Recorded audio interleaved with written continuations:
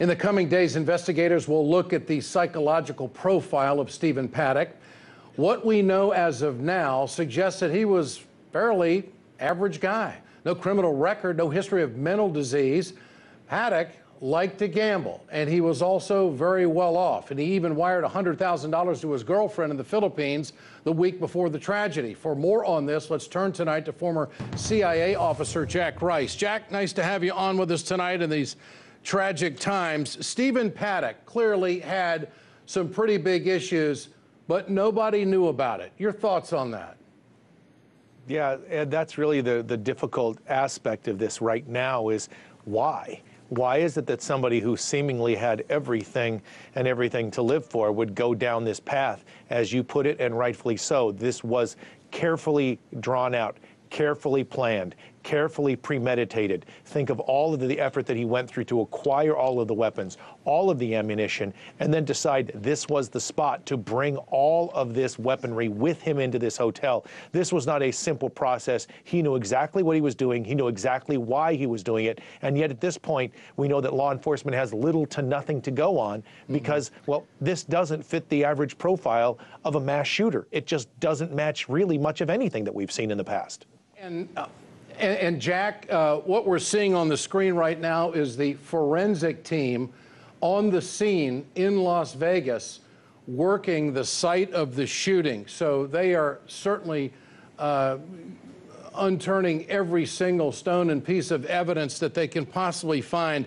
What habits are consistent with a person who would do something like this? And your profiling as a CIA officer, what kind of habits are consistent with a person who would do this? Well, and again, if you think about somebody who would have typically have done this, you would expect, generally speaking, a white male in their 30s. Frequently, we have seen this with antisocial behavior. Again, we've seen this with hate groups. We have seen these with racial elements to them. And again, we've also seen this with those tied to various terrorist organizations. And that is much different than this. We're looking at somebody who has had multiple criminal convictions or at least contact with law enforcement. We haven't seen that issue either. And, you know, part of the problem here, Ed, is that you can see the police are out looking at forensics, but right now they can track where all of these weapons were acquired. And in fact, all of these were acquired legally. So the problem is you can do all the forensics you want. He had these things because, well, at least at this point, he had the right to have them. There's really no talk of his medical history by any of the investigators or law enforcement. I find that interesting, that they wouldn't even mention that. And also, I think in our society, just about everybody, especially of his age, would own a computer. There's been no conversation from law enforcement about a computer being recovered or even revealing what is on it. What do you make of that?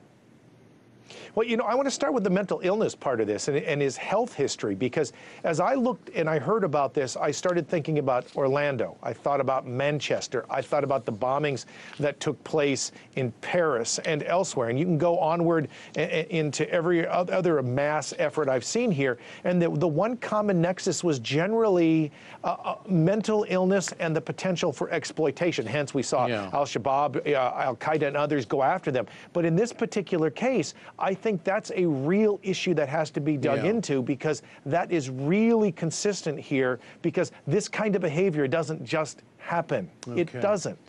Jack Rice, great to have you with us tonight. Thanks so much for your insight.